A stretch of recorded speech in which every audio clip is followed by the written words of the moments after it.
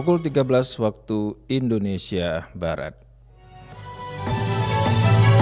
Radio Republik Indonesia Palembang dengan Warta Berita.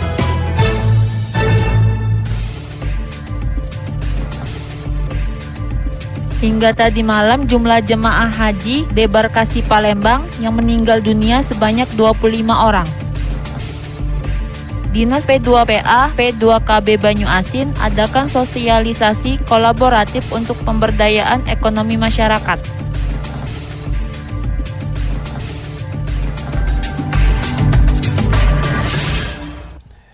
Itulah diantara informasi yang kami hadirkan siang hari ini Selasa 17 Juli 2024 yang berhasil dihimpun tim redaksi RRI Palembang.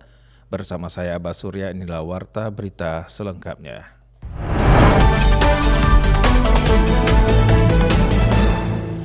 Hingga tadi malam jumlah jemaah haji debarkasi Palembang yang meninggal dunia sebanyak 25 orang. Pihak keluarga diminta segera mencari informasi ke pengurusan asuransi.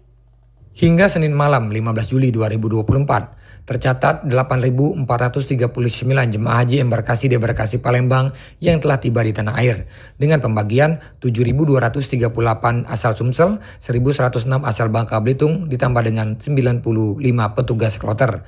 Panitia Haji Embarkasi Palembang Kudus menyebutkan, sampai sejauh ini juga jumlah jemaah haji yang meninggal dunia sebanyak 25 orang, 2 meninggal di embarkasi, 22 meninggal di Arab Saudi, dan 1 meninggal di debarkasi Palembang. Ditambahkan Kudus, untuk keluarga jemaah haji yang meninggal dunia dapat mencari informasi terkait kepengurusan asuransi yang bisa dicairkan setelah seluruh pelaksanaan ibadah haji selesai dilakukan pada 22 Juli mendatang. Jadi keluarga jemaah itu tinggal menunggu setelah selesai semua operasional penyelenggaraan haji tahun ini. Misalnya tahun ini insya Allah selesai itu di tanggal 22 Juli seluruh rangkaian penyelenggaraan ibadah haji. Maka keluarga jamaah nanti sudah bisa mencoba mencari informasi di bank tempat pelunasan atau bank penerima setoran jamaah keluarganya yang meninggal tadi. Kudus juga menambahkan untuk pencairan asuransi sendiri langsung akan dikirimkan ke rekening jemaah yang meninggal dunia melalui Kementerian Agama Pusat. Sehingga dengan demikian seluruh keluarga jemaah haji yang meninggal dunia dapat memantau terkait perkembangan informasi kepengurusan asuransi haji tersebut. Dari Palembang, Sumatera Selatan, Aditya melaporkan.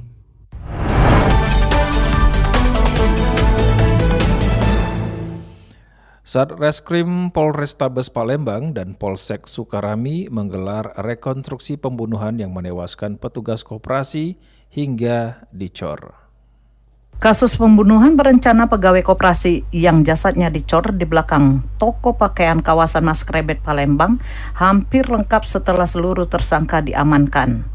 3 hari lalu polisi dari Satreskrim Polrestabes Palembang dan Polsek Sukarami menggelar rekonstruksi pembunuhan yang menewaskan korban Anton Eka Saputra.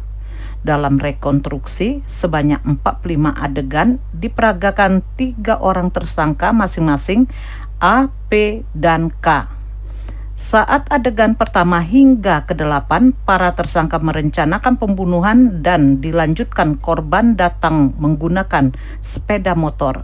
Sebelum korban dibunuh, tersangka utama pemilik toko pakaian A mengajak korban berdiskusi terkait hutang, sementara 2 tersangka memukul kepala sampai korban tak sadarkan diri. Kapolsek Sukarami Palembang Kompol Ikang Ade Putra mengatakan, para tersangka menganiaya korban bergantian dan menjerat leher korban hingga tewas. Pada adegan 34, A menyuruh 2 tersangka untuk mengecor jasad korban yang dilakukan di adegan 36. Tersangka A juga memberi tugas pada 1 saksi untuk membersihkan lokasi dan mematikan CCTV untuk menghilangkan bukti. Ya, rekonstruksi pembunuhan ya. Jadi dia dilakukan oleh teman-teman dari Satreskrim Polrestabes. Berapa adegan tadi, Bang? 45. Berarti tadi diperankan oleh tersangka semua langsung, Bang? Ya.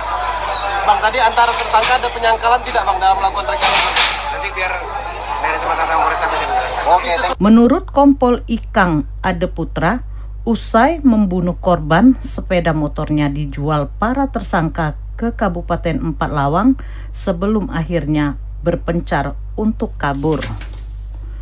Rekonstruksi dijaga ketat polisi menghindari amarah rekan-rekan korban yang berada di lokasi dan warga setempat. Akses jalan di sekitar juga ditutup sementara selama rekonstruksi berlangsung. Lamsihar Silitonga melaporkan.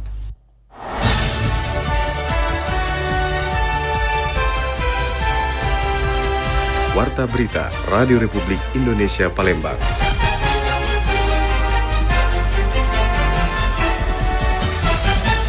Warta berita ini disiarkan oleh Programa 1 Radio Republik Indonesia Palembang. Anda juga dapat mengakses audio streaming kami di www.rri.co.id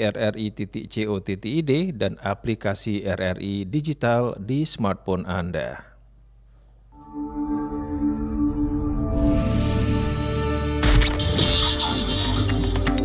Berita daerah Radio Republik Indonesia Palembang.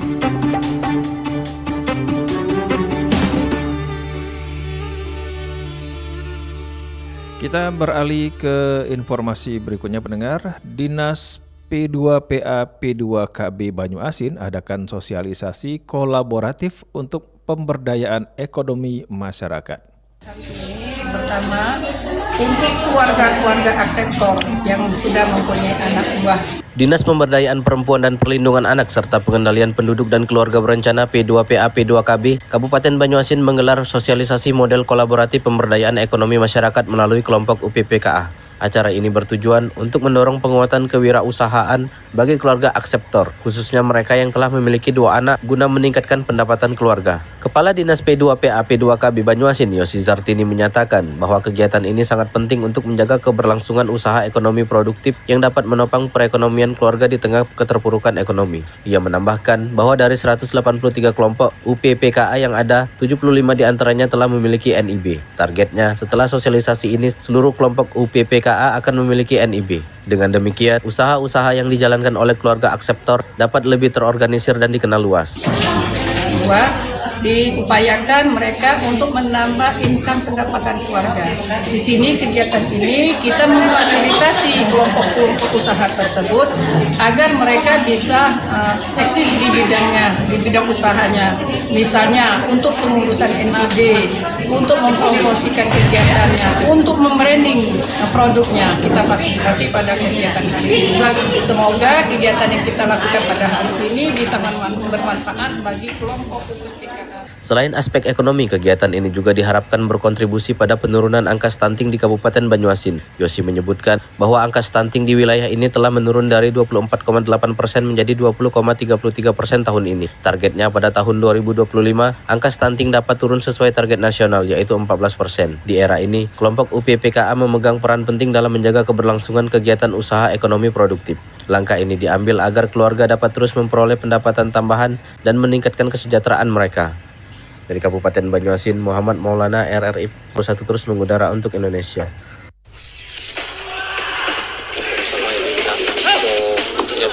Olahraga atletik Sumatera Selatan berharap pemusatan latihan nggak usah mulu-mulu kan, karena dilihat dari persiapan sekarang JFC tidak akan terpengaruh terkait dengan pemain sudah memahami kesabaran masing-masing. berita olahraga.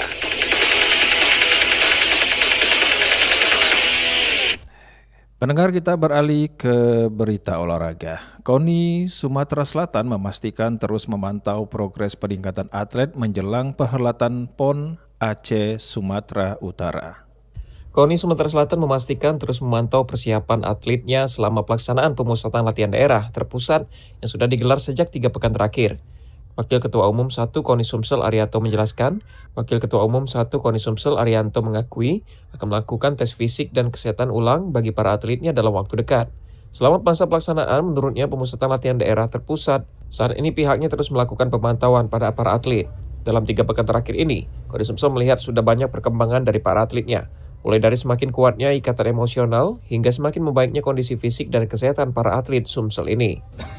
Saya rasa tidak seperti itu ya, karena memang ini untuk progres peningkatan program saja. Jadi kalau standar atlet pastilah semua akan bagus ya. Dan memang kita sudah persiapan melalui cabar 2 bulan, nanti kita akan gembleng lagi 3 bulan di sini.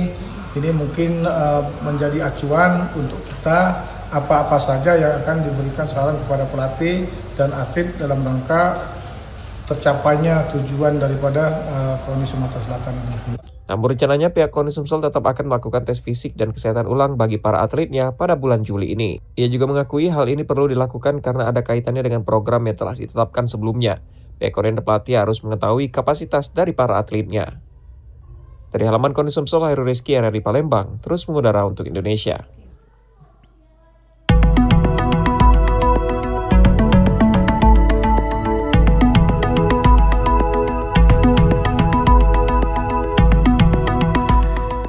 Informasi tadi mengakhiri warta berita siang hari ini. Informasi lainnya dapat Anda akses melalui website kami di rri.co.id. Kami juga membuka ruang aspirasi bagi Anda untuk menyampaikan sejumlah persoalan dan peristiwa yang berada di sekitar Anda melalui line WhatsApp kami di 082179279090.